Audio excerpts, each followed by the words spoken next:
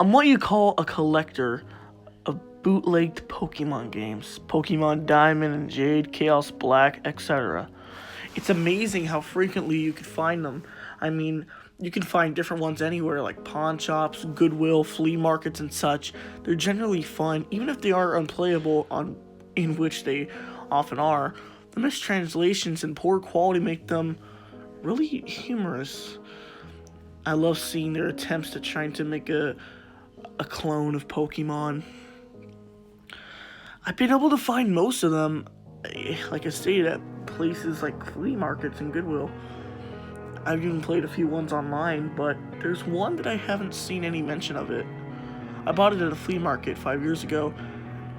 Hold on, I think I have a yeah. Here's the picture of the cartridge. In case if anyone recognizes it. I mean, unfortunately, when I moved 2 years ago, I lost the game, so I can't provide you with any screens. How do you say it? Screen caps? Yeah, sorry. The game started with a familiar Nintendo logo intro of red and blue. However, when I pressed start, when I pressed the start screen, it had been altered with the red was there, but the Pokemon did not cycle through. It also said black version under the Pokemon logo. Upon selecting a new game, the game started with the Professor Oak's speech, and it quickly became evident that the game was it was essentially Pokemon Red version. I believe some person just slapped the Pokemon Black logo on it and made it new. After selecting your starter, it looked like if you looked at your Pokemon, you had addition to Bulbasaur, Charmander, and Squirtle, another Pokemon, Ghost.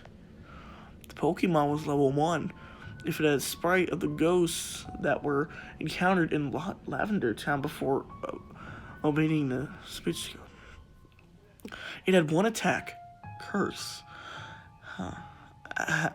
I know that there is a real move named Curse, but the attack did not exist in Generation 1, so it appears it was hacked and defending Pokemon were unable to attack Ghost. It would only say that they would be too scared to move when the move Curse was used in battle. The screen would cut the black and the cry of the deafening Pokemon would be heard, but it was distorted, played at a much lower pitch than normal. The battle screen would then reappear as a defending Pokemon would be gone. If you used the battle against the trainer when Pokeballs repressed it, the Pokemon would appear in the corner and they would have one fewer Pokeball. Implication was that the Pokemon died. What's even stranger is that after defeating a trainer and seeing Red receive $200 for winning the battle, commands would appear again. And if you selected a run, the battle would end as normally. Thus, you could select the Curse. If you did not, upon returning to the overworld, the trainer's sprite would be gone. After returning the area. The spot where the trainer had been replaced with like a tombstone. Like the ones at Lavender Town, the move Curse was not usable in this instance. If it would fail again, Ghost Pokemon, it would also fail if it was used against trainers that you would have to face again, such as Rival or Gavin. It was a Sable in your final battle against them. However, I figured this was a gimmick of the game, allowing you to use previously uncapturable ghosts. And because Curse made the game so easy, I intentionally used throughout the whole adventure. The game changed quite a bit after defeating Elite Four. After viewing the Hall of Fame, which consisted of the Ghost and a couple of Pokemon, I used the HM's screen cut to black and a box appeared with the words "many years later." It then cut to Lavender Town and an old man was standing looking at the tombstones. You then realize this man is your character. the man moved at only half of your normal walking speed. You no longer had any Pokemon with you, not even a ghost, who up at the point is impossible to remove from your party through depositing.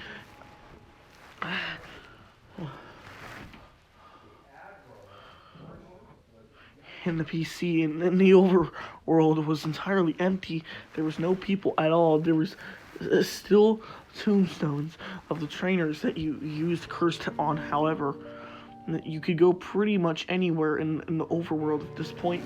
The movement was limited by your fact that had no Pokemon to use in the HMs, and regardless of how you went, the music of Lavender Town continued of an infinite loop.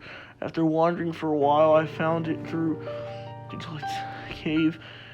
One of the cuttable bushes that normally blocks the path on the other side is no longer there, allowing you to advance and return to Polytown. Upon entering your house and going in the exact tile where you start the game, the screen would cut to black, and the sprite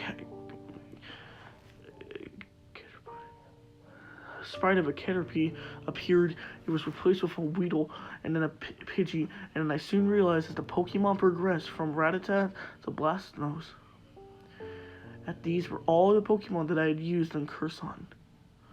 After the end of my rival's team, a youngster appeared, and then a bug catcher. These were the trainers I had cursed. Throughout the sequence, Lavender Town music was playing, but it was slowly decreasing in pitch. By the time your rival appeared on the screen, it was little more than demonic rumble. Another cut to black, and a few moments later, the battle screen suddenly appeared. Your trainer sprite was now an old man, and the same one as the one who teaches you how to catch a Pokemon in Verada City. Ghost appeared on the other side, along with the words, "Ghost wants to fight." You couldn't use items. You couldn't use items, and you had no Pokemon. If you tried to run, you couldn't escape. The only option was to fight. Using the fight would immediately cause you to use your struggle, which didn't affect the ghost, but it did chip off a bit of your own HP. When it was the ghost's turn to attack, it simply say, eventually, when your HP reached a critical point, Ghost would finally use Curse. The screen cut to black to the final time. Regardless of the buttons you pressed, you were permanently stuck in the black screen at this point. The only thing you could do is turn the Game Boy off. When you played it again, new game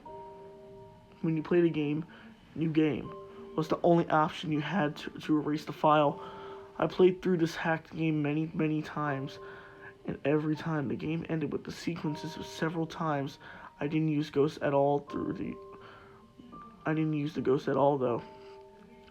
He was impossible to remove from the party. In these cases, it did not show any Pokemon or trainers, and simply cut to the cinematic battle with the ghost.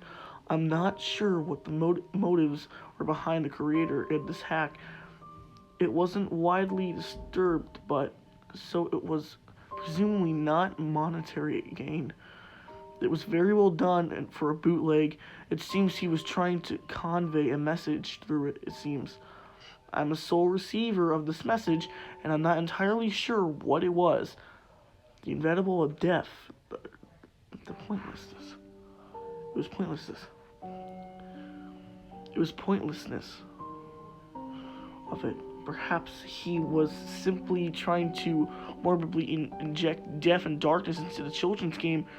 Regardless, this children's game has made me think. It has made me cry.